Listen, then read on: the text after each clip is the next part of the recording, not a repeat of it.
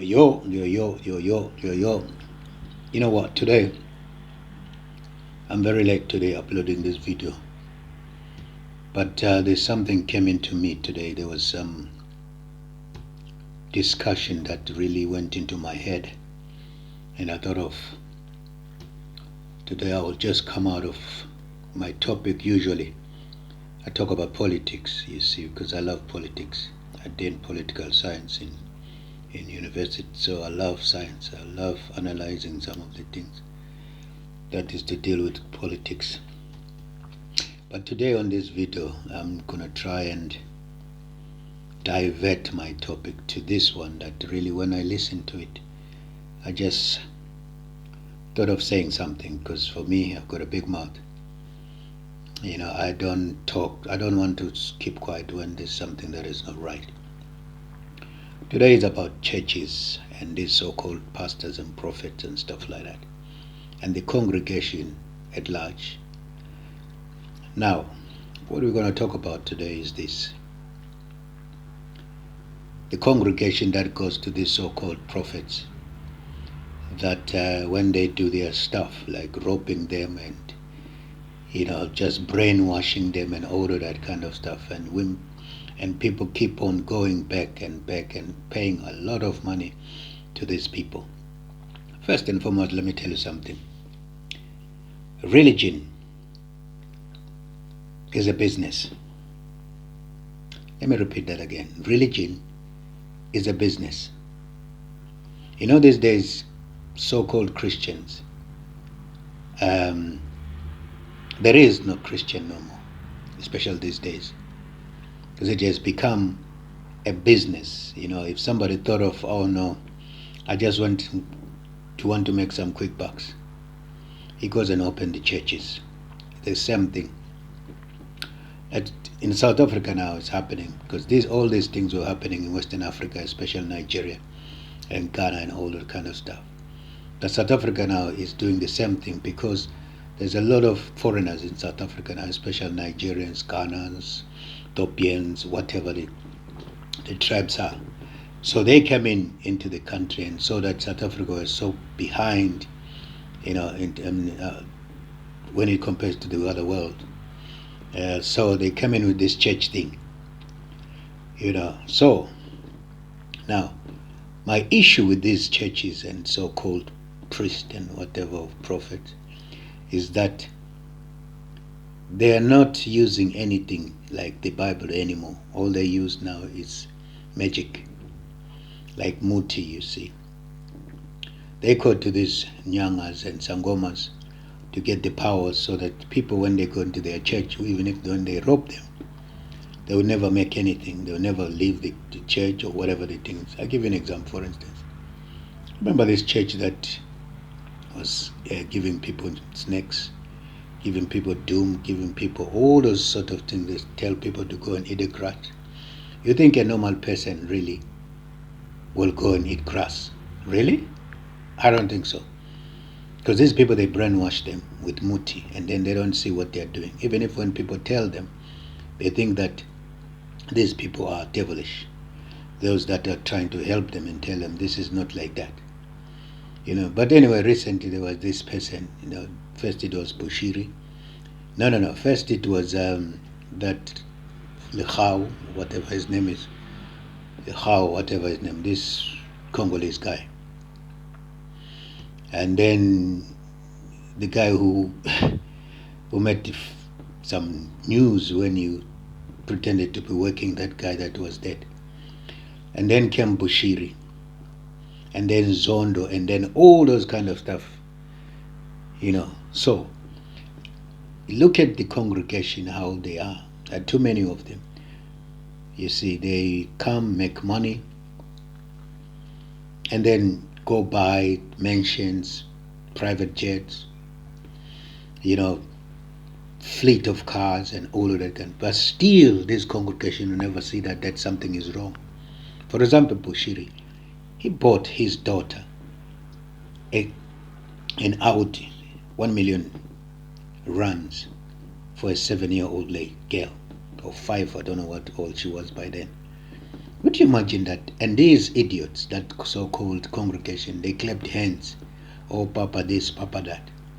Do you know what I'm saying? So this guy brainwashed these people, even if the people that are very much educated, they never seen that there was something wrong with that. So all them Nigerians that come to South Africa, let me say all foreigners that come to South Africa and open churches, you must know that this has come. It's a business anyway. For me, anyway, my opinion, there is no prophet in this world. No more. There's no prophet at all. All these ones are just fake. Just fake. You know, but people don't know that. And the problem is that the congregation as well, they don't even go to church now to get acquainted with God. They go to church now to get rich for material things and all that kind of stuff. That's where the problem is. I tell you what, hear me very well and hear me good. There is no God in churches. I will repeat that again. There is no God in churches. God is in your heart. That's it. God is in your heart, not in church, not in your pastor, not in your so-called prophet. There's none of that. All these people that find them on television, they say they can,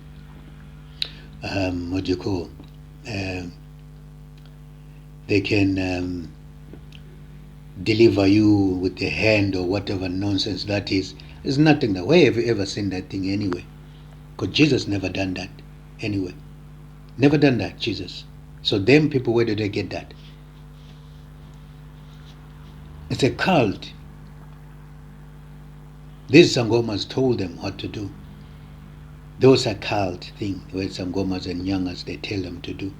But people don't see that one, because if you're brainwashed, you don't see anything. They even tell you to go and kill your child, and that person will go and kill their child because Papa or so-called prophet told them to do so.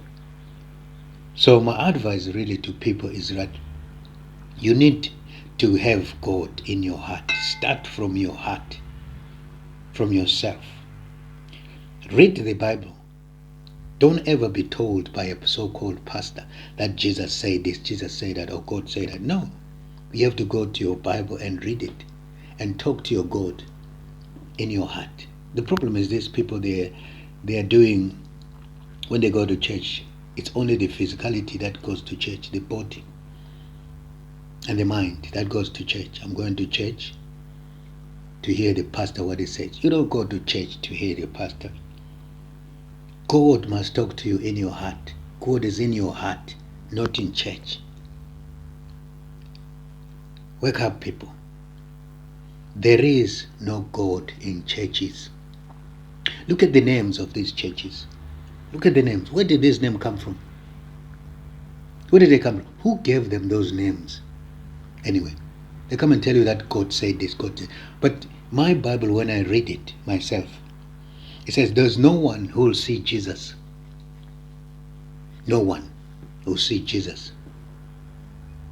When Jesus comes back, or if anyone sees Jesus, then that means all of us will have to see him.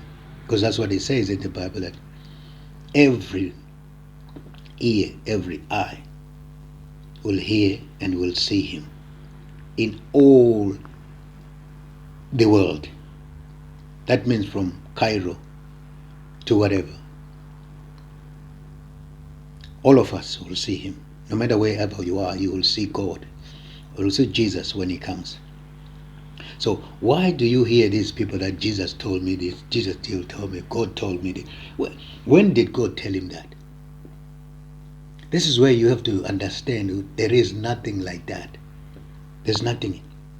It's just a fact. It's just people that are trying to make money, because Christianity now is about money. It's a business. Imagine, why would a pastor not go and get a job? Why can't he go and get a job? Because God, Jesus himself had a job.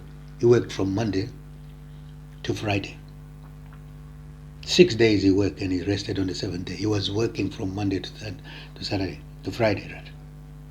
So now who these pastors that they don't work, they have to get the money from you. This money that you get, very difficult. Because this money, you get it very, very difficult to get it. Some of them, they get about 2,000 some, 3,000 something rand. And you take all that money and give it to a pastor. What for? Unless you see this pastor driving a Mercedes Benz, when you're still going, walking, getting a train every morning. But you took all the money and give it to your pastor. What for? Because this tithe thing, people must be careful about this tithe thing. You must be very, very careful about this tithe thing. You understand? Be very, very careful. Because this is some kind of, scam. People scamming people about this tithe and whatever the thing is. Bushiri said it on television because he was getting broke. He tells people that you must pay tithe on television when there's coronavirus, and he wants people to pay tithe. For what? That's the only thing that he wanted to do, is just to, to boost his lifestyle. You understand? So really, people can wake up. You got to very much wake up, honestly speaking. You got to wake up. Because if you don't, there's a big problem. Big, big, big problem. So that's all I wanted to say. I say, please, there is no God in churches. God is in your heart. It's as simple as that. If you don't agree with me, go and read the Bible. Because God is spirit. Remember that. God is not a human being. He's spirit. So that means he's everywhere. He's in your heart. He lives in your heart. That's what it is. Not in these churches. Not in these so-called prophets. There is no prophet on this earth.